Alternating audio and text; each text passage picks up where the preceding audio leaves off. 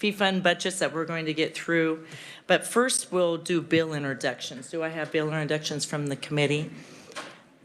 Senator Francisco. Thank you, Madam Chair. I would like to introduce RS 2955.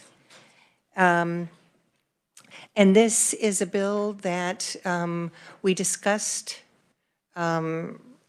last year about making sure that we provide good information about precinct committee people. And this is much like the amendments that I had shared with the committee last year, but I've also addressed the issue of individuals who are write-in candidates. Okay. Thank you, Senator. Any objection? All right, the bill is introduced. Okay, any other bill introductions? Okay, don't see any. So, committee, we have 7 budgets. The analysts will be very pithy, and we do have folks on WebEx if we have questions for them. So I think we have less than 7 minutes of budget, which we did last year very efficiently, so I'll run a timer. And we will have time for questions, and after each budget, we'll vote on it and move on to the next one.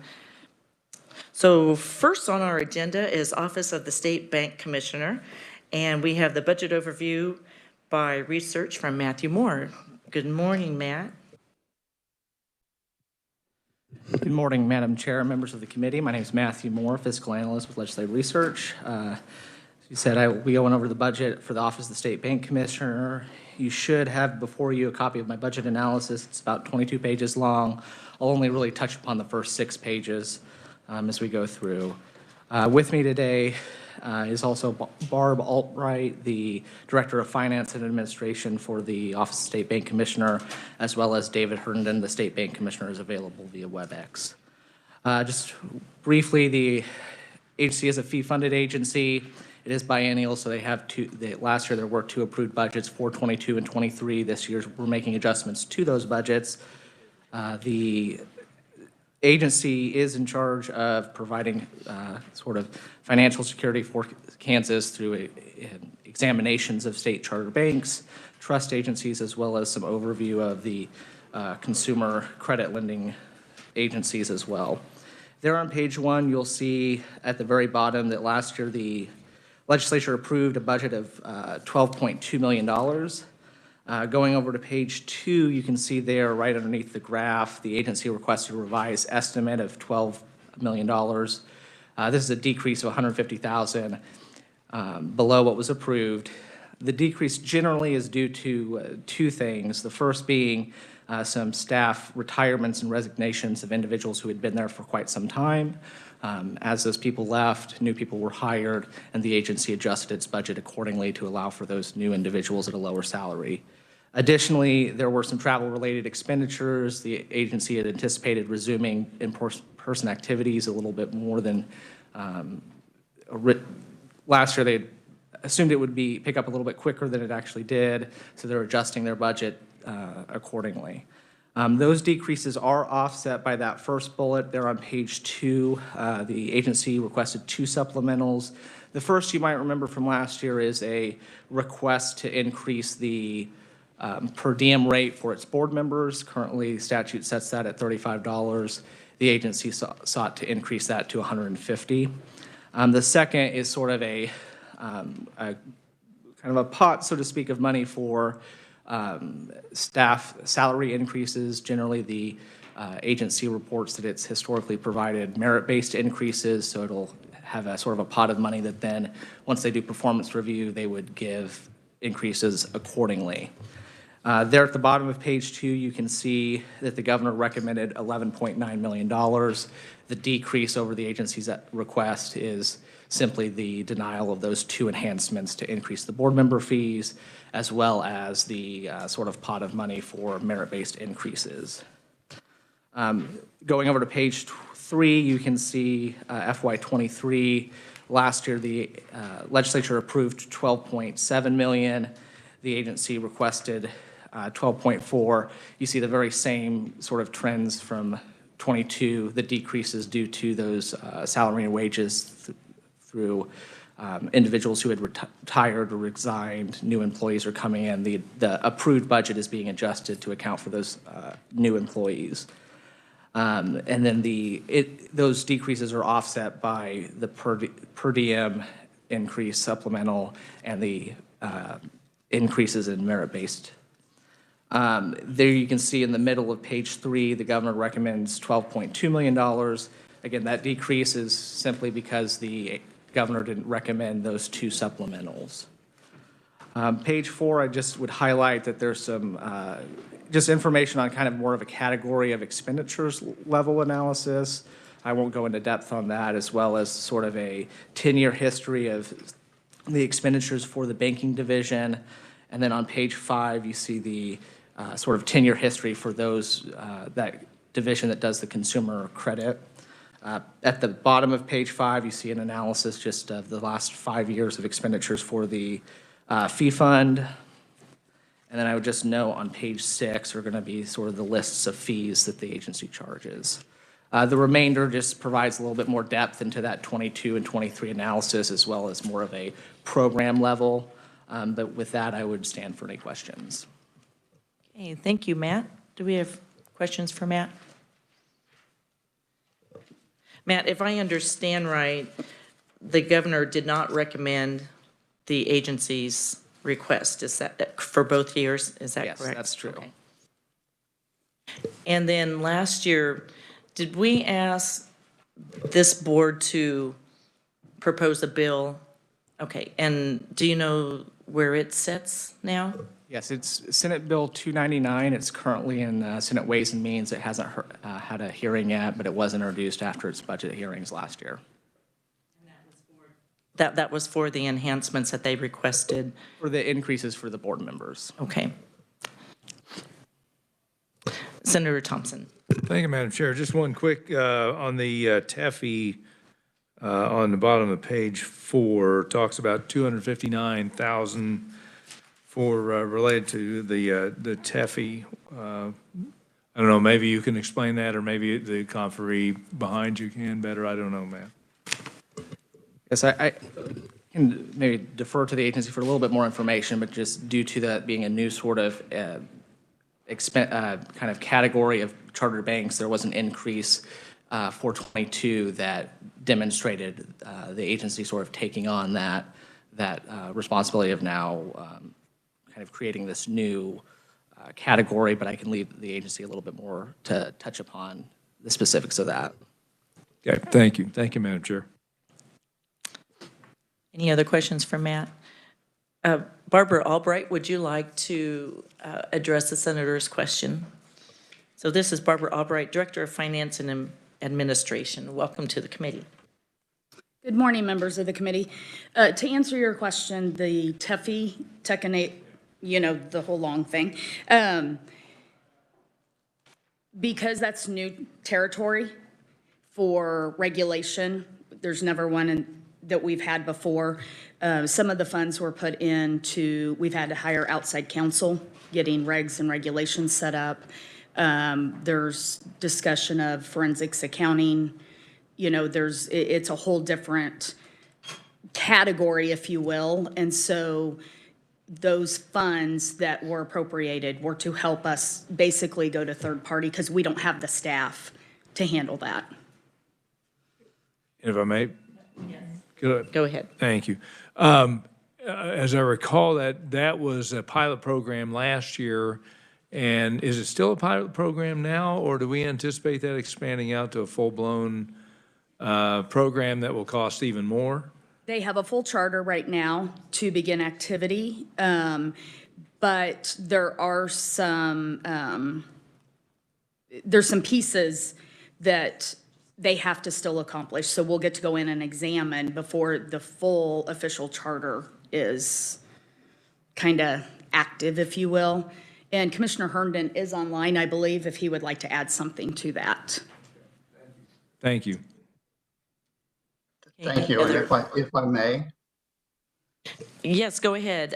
David Herndon, Bank Commissioner. Welcome, David. Thank you, and thank you, Madam Chairman and committee members for allowing me to participate virtually this morning. Yes, Barbara's comments are correct. Some of the expenses were used to hire third-party law firm but also to expand our staff with people who have the technical skills to understand and examine the technology-enabled fiduciary financial institution. We've added 3 examiners for that position, and as well as hiring a third-party counsel and to give us guidance on the rules and regulations for the TEFI. And Kansas is the only state in the union that has a TEFI, so there is brand new ground being plowed on this. As to the expenses, we have spent about, although a little short of $100,000 on legal fees.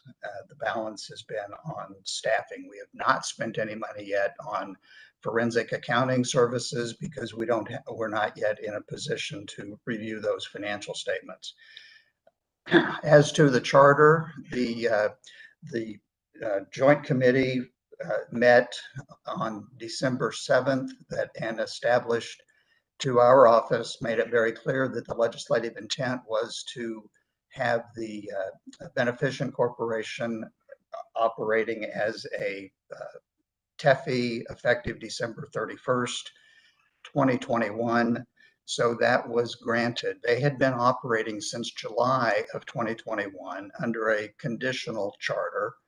The December 31st action allowed them to begin full transactional authority, and that transaction authority is underway now. They have generated a couple, I'm not certain the amount or the number of transactions that they have generated, but as soon as they generate a block of business worth examining, we will conduct examinations.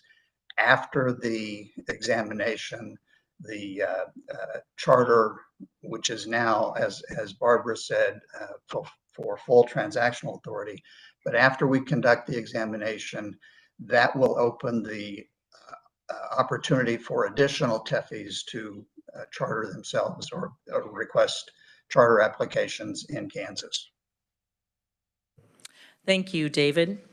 Committee, I think in the interest of time, we're going to have to move on to the next budget real quick if there are any other questions. Okay. Any other discussion on recommendation, governor's recommendation and the enhancements? Well, keeping in mind that Senate Bill 299 is still alive in Ways and Means, I see. Senator McGinn. No, I think Marcy has. Oh, Marcy, you have a question? Yes. Madam Chair, I was just wondering if you were asking for a motion? Yes, if you're prepared to make a motion. I would make a motion that the committee concur with the governor's recommendations, but add a note to the Ways and Means Committee that we have heard the requests for increase in board member per diem salary, and would like the Ways and Means Committee to consider both Senate Bill 299 and an increase in the budget to address board member per diem. Okay, we have our motion. Do we have a second? This is Senator McGinn. All those in favor say aye. Opposed, no. Okay, motion passes. Thank you for coming to the committee, Barb and David. Our next up is Kansas Department of Credit Union, and for the overview, we have Matt Moore again. Welcome back, Matt. Thank you, Madam Chair. So I'll be going over the budget for the Kansas Department of Credit Unions. It is an 11-page budget analysis. I will note, I believe Vicki Hurt, the administrator, was originally going to appear virtually, but due to the schedule change, unfortunately, this conflicted with the monthly meeting of the Credit Unions Council, and so she was not available to attend. Starting on page 1, I would note the Department of Credit Unions is very similar to the bank commissioner, only rather than state-chartered banks, they are sort of investigating and examining state-chartered credit unions. There on page 1, at the very bottom, the legislature approved a budget of $1.3 million. Moving to page 2, you can see right underneath the figure there that the agency requested the same amount. So in general, there was not an overall decrease or increase for the budget. The agency did have a few sort of just shifts of categories. For instance, they had a part-time employee that they shifted to be more of an independent contractor. So those salaries and wages expenditures just shifted towards contractual services. And then in capital outlay, they had originally budgeted to replace a vehicle. However, due to the pandemic and due to not traveling as much, they just shifted those more towards capital outlay, replacing fixtures and equipment at the agency to help people work from home. And then, as you can see there in the middle, the governor concurred with the agency's revised estimate. For 23, you can see again that the legislature approved $1.3 million. The agency submitted a revised estimate of 1.3. The very same thing, there's not an overall increase or decrease, just those same shifts for moving the part-time FTE to a independent contractor, and that sort of same shift of taking what they were going to replace a vehicle with and moving those more towards replacement of office furniture and such. And there at the bottom of page 2, you can see that the governor concurred with the agency's revised estimate. On page 3, again, you can see sort of that category of expenditure breakdown, as well as sort of the 10-year history for the fee fund expenditures. And then page 4 would be that sort of kind of a more in-depth look at the actual fee fund. And with that, I would stand for any questions. Thank you, Matt. Any questions for Matt? Senator Reichman. Thank you. And this is just a real quick one. I noticed that you was talking about there's a shift agencies and from salaries to contractual. Are we losing people, or what's the reason for that? And thank you, Mr. Chairman. Mr. Chairman. Yes, Matt. Madam Chair, members of the committee, my understanding is they didn't lose anyone. That person, just rather than be a part-time individual, they just shifted that person to be more of a contractual, an independent contractor. So they're still doing the work, just kind of a different classification. Okay. All right, I don't see any other questions. Would I have a motion to concur with the governor's recommendation on the agency's budget? Senator Thompson? Yes, I move to concur with the budget as presented. And second? That's Senator Reichman seconds. All those in favor, say aye. Opposed, no. Okay, let's move to our next one. We have the Governmental Ethics Commission. This overview is by Sharday Kane. Welcome to the committee, Sharday.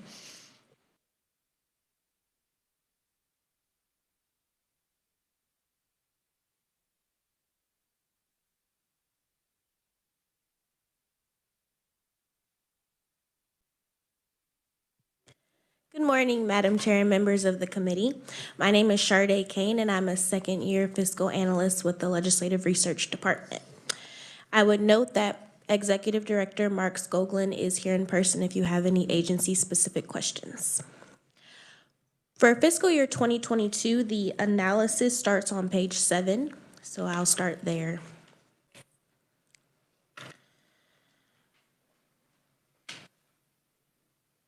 The Legislature approved $723,764, including $450,388 SGF for fiscal year 2022. There were no legislative changes, like no reappropriations for this agency.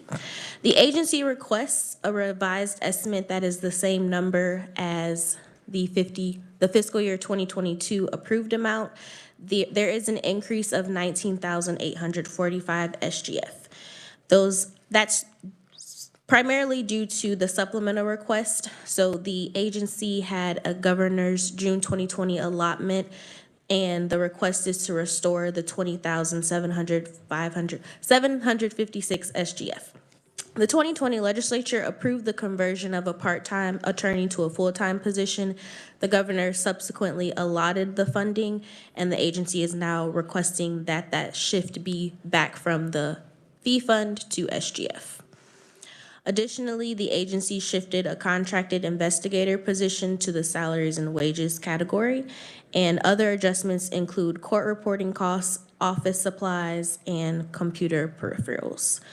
The governor concurs with the agency's revised estimate in fiscal year 2022. Well, you went through that very fast, Sharday. Thank you. Well, that was fiscal year 2022. Okay, go ahead and continue. Yes. Okay, fiscal year 2023 can be found on page 9. The agency requests $809,049, including $545,603 SGF for fiscal year 2023. This is an increase based on the enhancement to, again, restore that governor's June 2020 allotment, so shifting $20,000 SGF from the Governmental Ethics Fee Fund to State General Fund.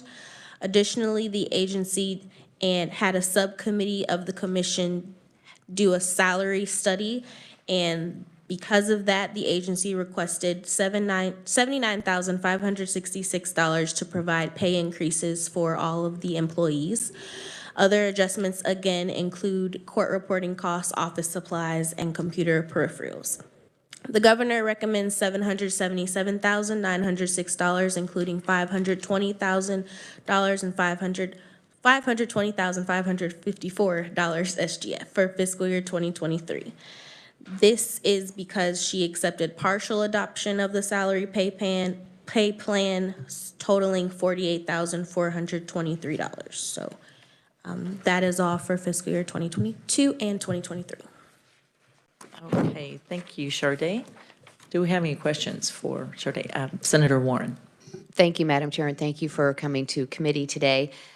Just one question, I think. The court reporting fees and part of the budget. Usually court reporters are used to record testimony in a deposition or to be the official reporter of proceedings in court. So I'm just wondering what the commission uses court reporters for.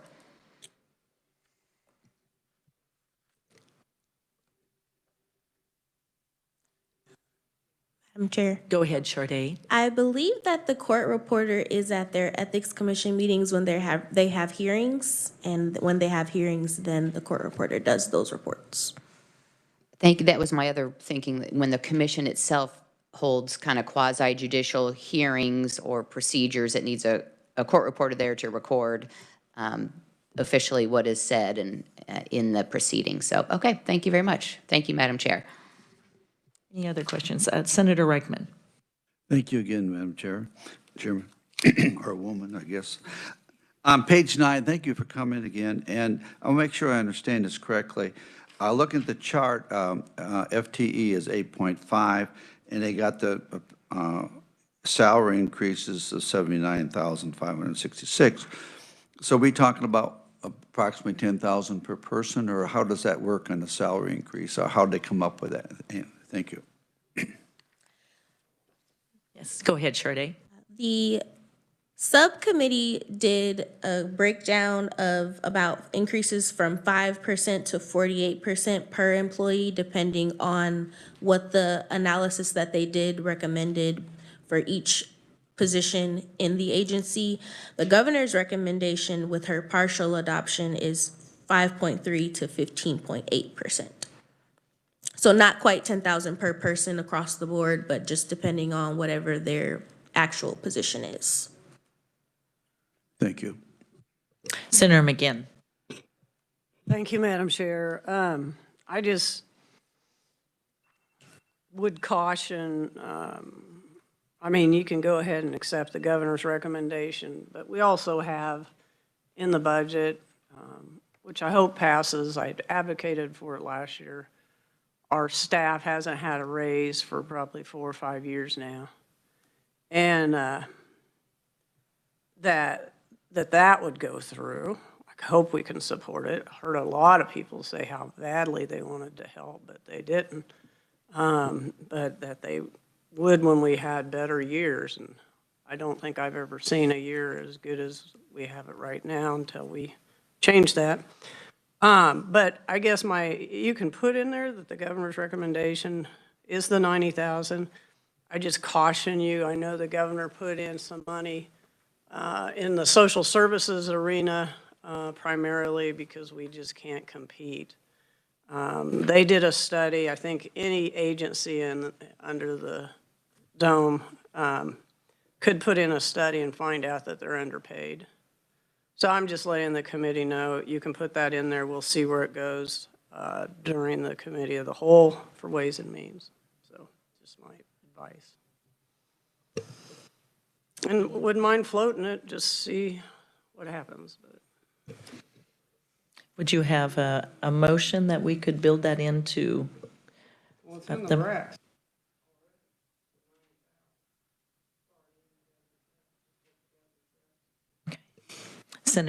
Senator Francisco. Thank you, Madam Chair. So the governor's recommendation would be for the 48,000, and that would include the one position, the increase in the one position to 90,000. So I would make a motion that we concur with the governor's recommendations for the Governmental Ethics Commission, but ask that the Ways and Means Committee review this to be consistent with other salary recommendations they are making. Okay, we have a motion. Do I have a second? Senator Warren seconds. All those in favor say aye. Aye. Opposed, no. All right, motion passes. I do want to note, we do have written testimony from the Ethics Commission, and we have Judge Gerald Helmer also on WebEx listening in to us. So, all right, let's move on to our next. Do we have Dayton here? Yes, Dayton. You're going to do the next 4 in 25 minutes. Okay, so welcome to the committee, I will have a Dayton. captive audience, I suppose. Okay. Okay. We'll begin with the hearing aid examiners. It says the Kansas Board of Hearing Aid Examiners at the top. We're joined by Mark Shaver, the agency representative online. And I will go ahead and skip to page 7, which begins the current year analysis. Go ahead, Dayton. For fiscal year 2022, the agency estimates revised expenditures of $34,072, all from the Hearing Aid Board Fee Fund. The revised estimate is an increase of $1,884, or 5.9% above the agency's approved amount. The agency requests no FTE positions, which is the same as the approved amount. And this increase is caused by an increase in the incoming executive director's salary. His rate of pay increased over the outgoing executive director. And this is offset by slightly decreased expenditures on office supplies and website maintenance. And the governor does concur with this request. That was very pithy, Dayton. Thank you. Do we have questions for Dayton? I I'll don't move see on to any. 2023. Yes, go ahead. For 2023, the agency estimates revised expenditures of $34,010, all from the Hearing Aid Board Fee Fund. The revised estimate is an increase of $1,640, or 5.1% above the approved amount. Again, the agency requests no FTE positions, which is the same as the approved number. And this does reflect, because this is a biennial agency with 2 approved budgets, this also reflects the executive director's salary increase. And this is offset again by decreased expenditures in contractual services. And for 2023, the governor does concur. And I'll stand for questions on 23 or the budget as a whole. Do we have any questions for Dayton? Senator Straub. Thank you, Madam Chair. Knowing some people that have hearing aids and have had issues with them, about how many complaints does your board get a year?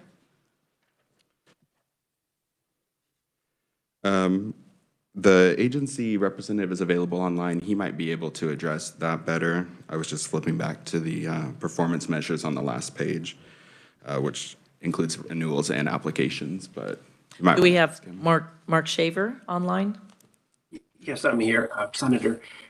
So to address your question, how many complaints do we receive per year?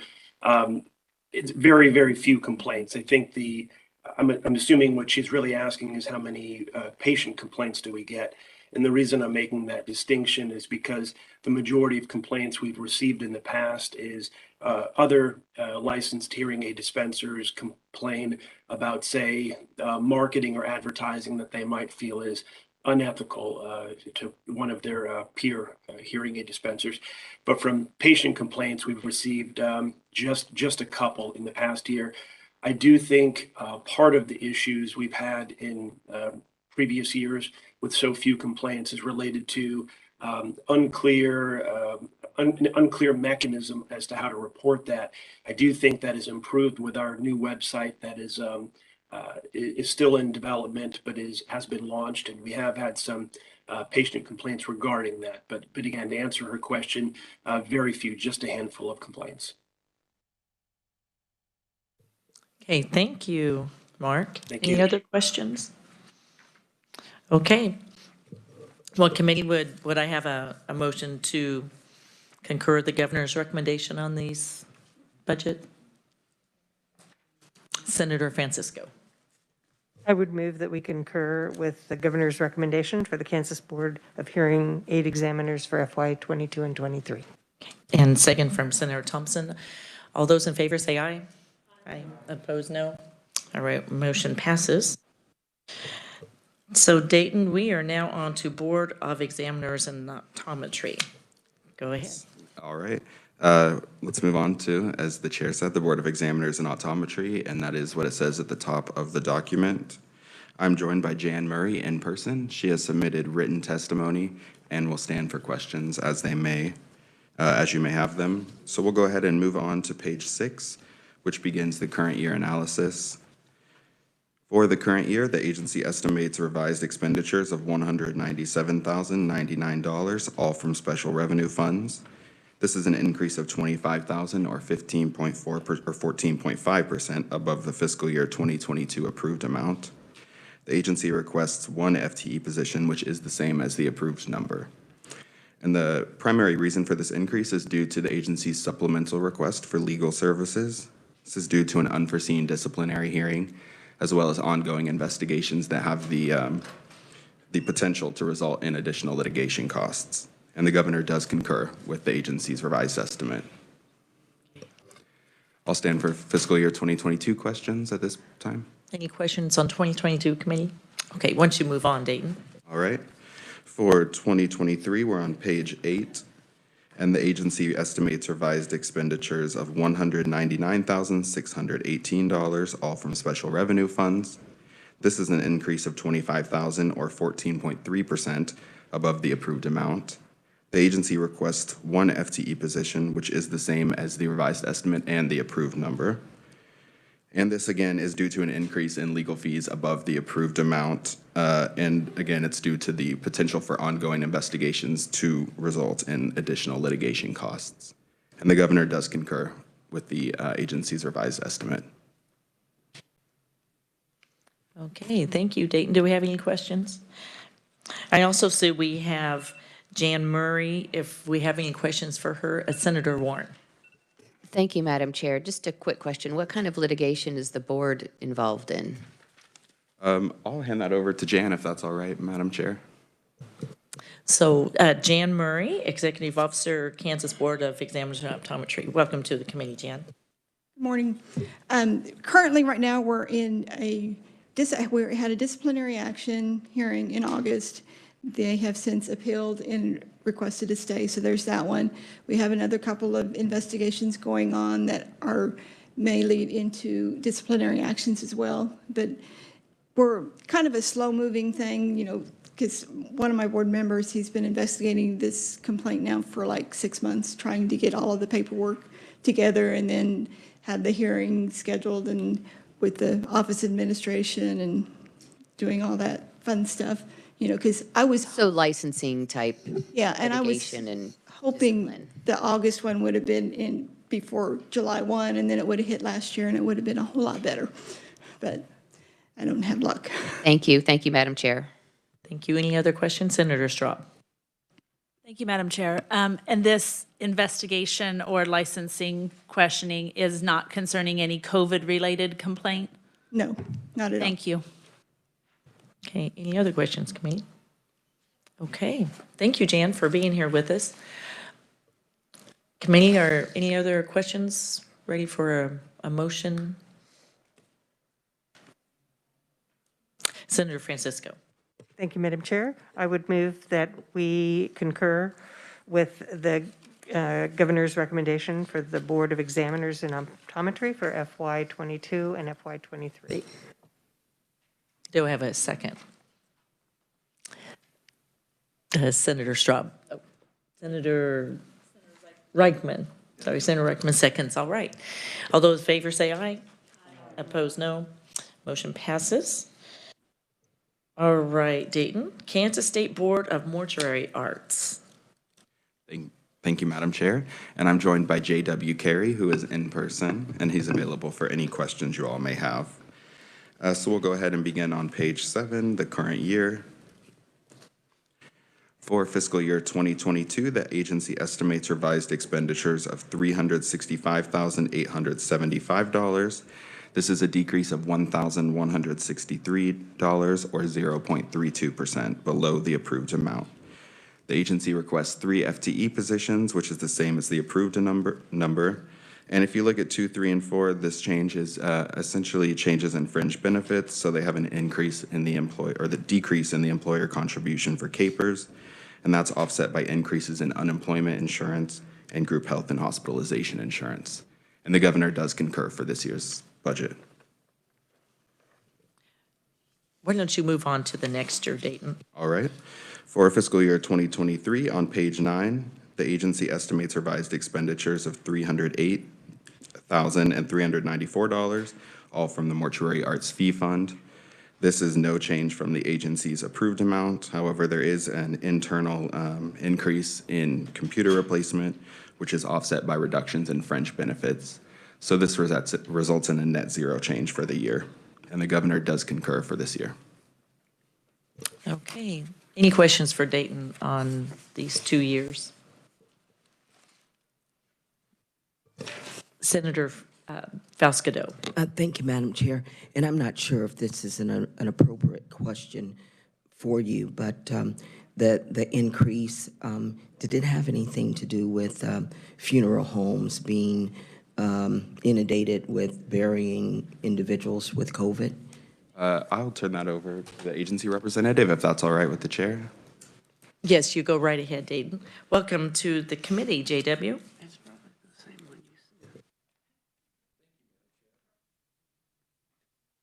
Yes, ma'am. Now, what was your question? Excuse me.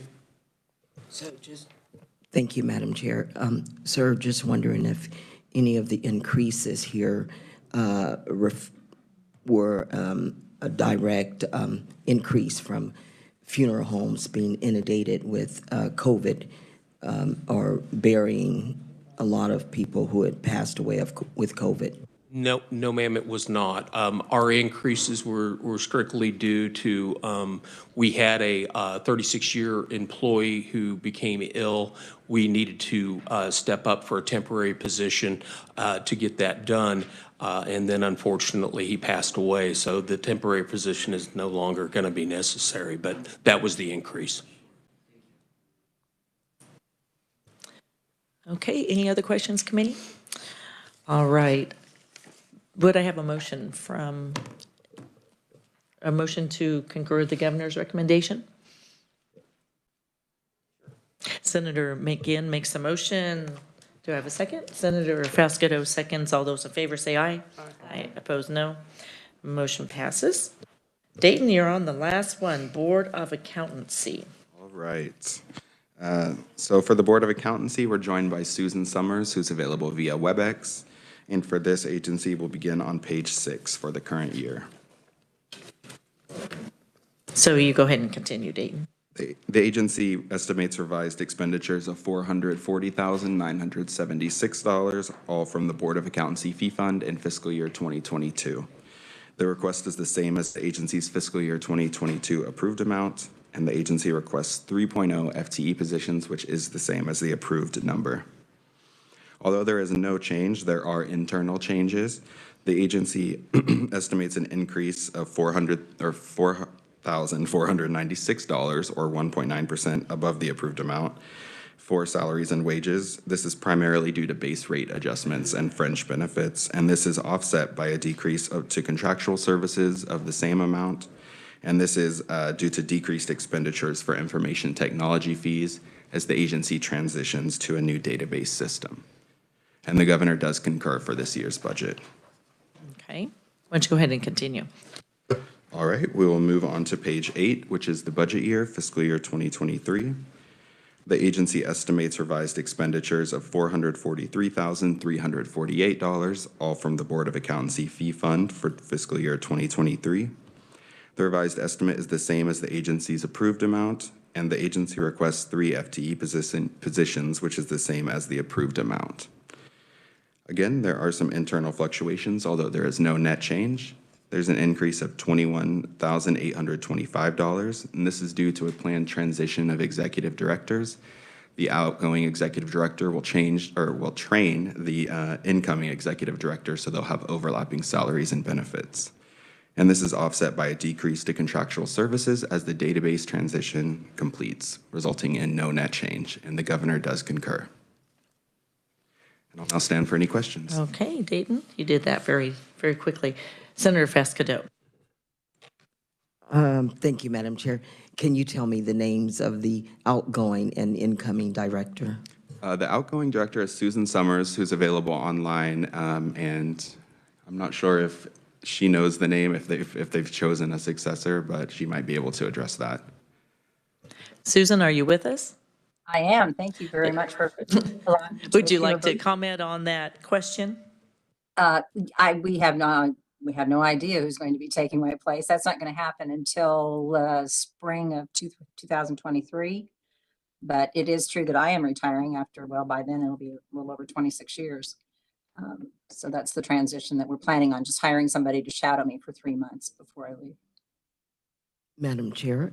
Yes, go ahead. If I may. Well, thank you for your service. That's a long time. Wow, thank you. I've enjoyed it. I've really enjoyed it. I'm going to miss it. Any other questions from the committee for Dayton or Susan? Okay, I don't see any. Senator Francisco.